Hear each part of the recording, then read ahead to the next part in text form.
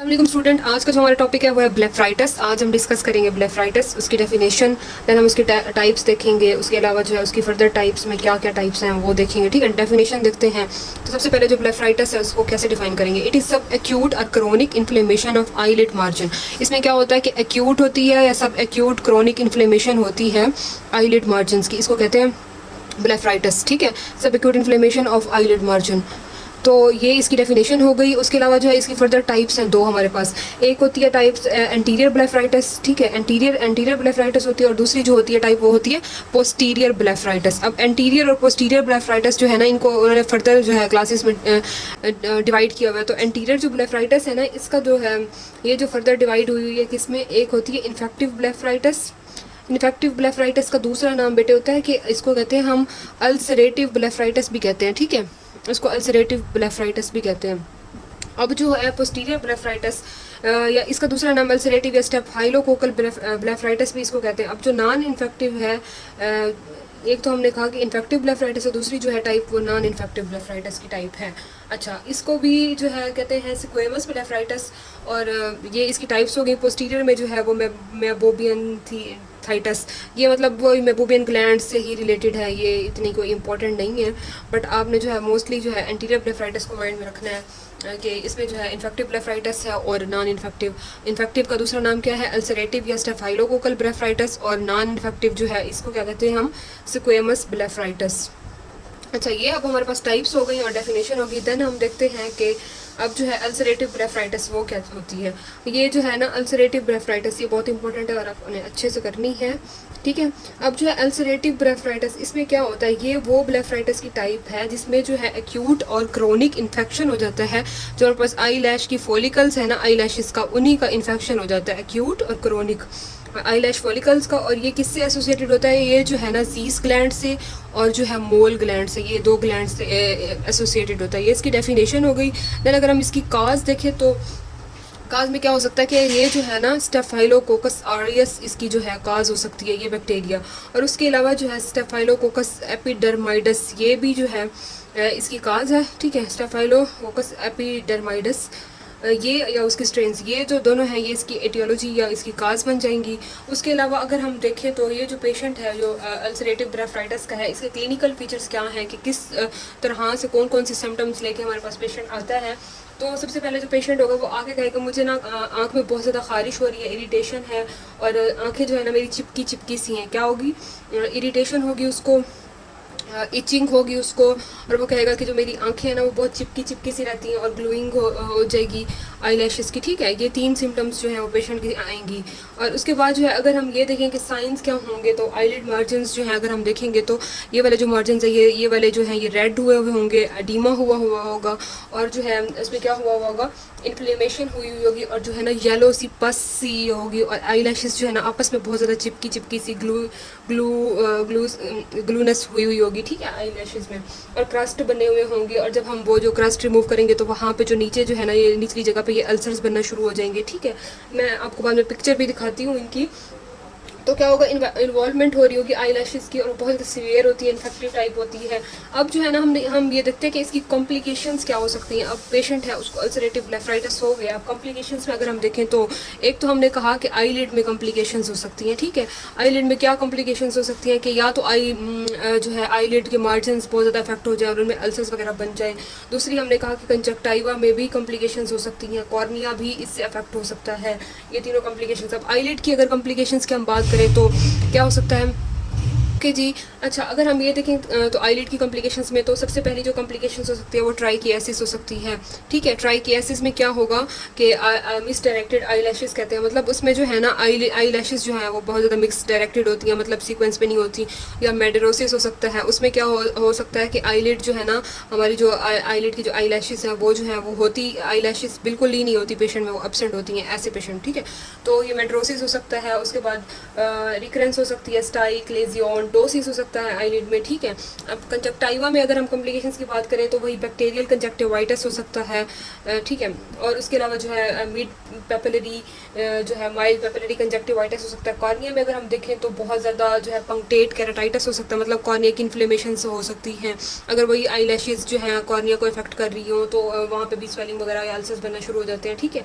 उसके बाद अगर हम ट्रीटमेंट देखें तो ट्रीटमेंट क्या हो सकता है इसका अल्सरेटिव ब्लेफराइटिस का। तो सबसे पहले तो है बेटा हमने पेशेंट से ये कहना है कि आपने जो है ना अपनी आई लैशेस की अच्छी हाइजीन रखनी है, क्योंकि जो ग्लूनेस हो रही है या जो एडीमा हो रहा है या इस तरह से, ठीक है, वो रेड हुई है, कंजेशन हुई है, तो अपनी जो है ना उसने हाइजीन मेंटेन रखनी है। और हाइजीन के लिए हम उसको कहेंगे कि बेबी शैम्पू लोशन उसको देंगे कि वो अपनी आई लैशेस को प्रॉपर वॉश करता रहे। उसके बाद हम उसको कहेंगे कि एंटीबायोटिक्स ट्रीटमेंट में देंगे ताकि उसकी जो इन्फ्लेमेशन है वो ट्रीट हो जाए, और आइंटमेंट की फॉर्म में देंगे, ठीक है। देन हम उसको स्टीराइड्स देंगे, टॉपिकल स्टीराइड्स, ताकि उसकी जो है आई लैशेस में जो इन्फेक्शन है वो भी ट्रीट हो जाए।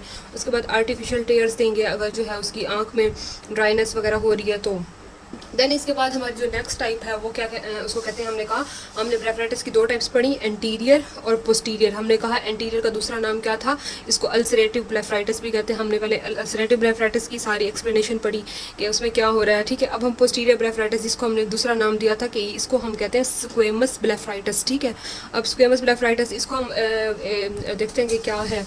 अब जो स्क्वेमस ब्लेफराइटिस है वो बेटे है, ये ब्लेफराइटिस है जिसमें जो है ना हमारे पास ग्लैंड्स, इसमें भी वही होता है कि एजीज और मोल ग्लैंड का ही डिसऑर्डर है। और इसमें जो है ना इसकी जो एग्जैक्ट काज है या इटियोलॉजी अगर हम देखें तो वो अननोन है, मतलब कोई एग्जैक्ट काज नहीं पता कि ये किस वजह से हो रही है।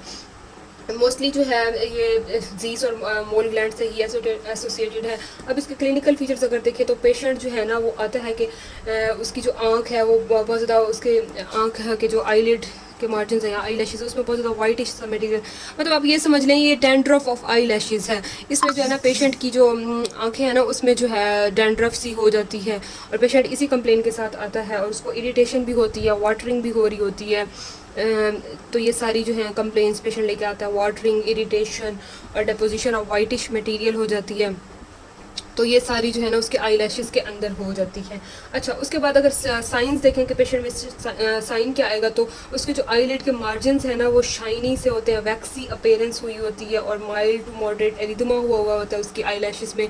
उसके अलावा जो है डैंड्रफ हुई होती है, और स्केल्स वगैरह जो है बहुत ज़्यादा सॉफ्ट होते हैं, और इसमें जो है ना अल्सर की फॉर्मेशन नहीं होती, और आई लैशेज़ जो है बहुत ज़्यादा ग्रीसी हुई होती हैं। तो ये सारे साइंस एंड सिम्टम्स हो सकते हैं। अब कॉम्प्लिकेशंस भी बिल्कुल सेम है इसकी अल्सरेटिव ब्लेफराइटिस की तरह ही, इसमें भी वही हो सकता है, ट्राइकियासिस हो सकती है, मेडरोसिस हो सकती है, और जो है क्या हो सकता है, कंजक्टिवाइटिस हो सकती है, और ये सारी कॉम्प्लिकेशंस इसकी आ जाएंगी। उसके बाद ट्रीटमेंट में भी हम वही कहेंगे कि पेशेंट को आप अपनी हाइजीन बहुत अच्छे से मेंटेन करें, गुड हाइजीन, और देन टॉपिकल एंटीबायोटिक्स देंगे, गुड हाइजीन, ठीक है। उसको कहेंगे आप आंखों की अच्छे से हाइजीन मेंटेन रखें, देन उसको हम टॉपिकल एंटीबायोटिक्स और स्टीराइड्स देंगे ताकि जो है इन्फेक्शन उसका ट्रीट हो जाए। तो ये सारी जो है बेटे ये स्क्वेमस ब्लेफराइटिस की ही वो है। अच्छा, उसके बाद जो है ना इसकी एक फर्दर टाइप होती है जिसको हम कहते हैं पोस्टीरियर ब्लेफराइटिस। हमने एंटीरियर की 2 टाइप्स डिस्कस की, एंटीरियर में कौन सी थी, स्क्वेमस और अल्सरेटिव। अब जो है ना हम पोस्टीरियर ब्लेफराइटिस देखते हैं कि इसको भी एक मतलब क्विकली हम इसकी रिवीजन कर लेते हैं कि इसमें क्या होता है। पोस्टीरियर ब्लेफराइटिस में बेटा क्या, ये जो है डिफ्यूज़ इन्फ्लेमेशन है, ठीक है।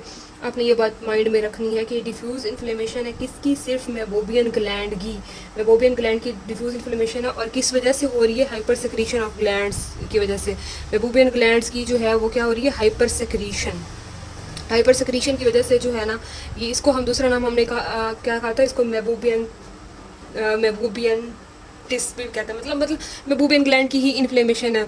तो मेरी प्रोनाउंसिएशन ठीक नहीं है तो आप खुद पढ़ लीजिएगा। उसके बाद जो है क्लिनिकल फीचर्स अगर हम देखें तो पेशेंट की जो सबसे मेन सिम्टम या उसको कहते हैं, तो वो पेशेंट इस तरह आता है कि उसको ना आँख में बहुत ज़्यादा जलन सी महसूस हो रही होती है। वो कहता है कि मेरी जो है ना आँखें बहुत ज़्यादा जल रही हैं, बर्निंग सेंसेशन हो रही होती है उसको आई में। और वो किस वजह से हो रही होती है, क्योंकि उसकी जो आँखें हैं ना वो बहुत ज़्यादा फैटी सेक्रीशन रिलीज़ कर रही होती हैं।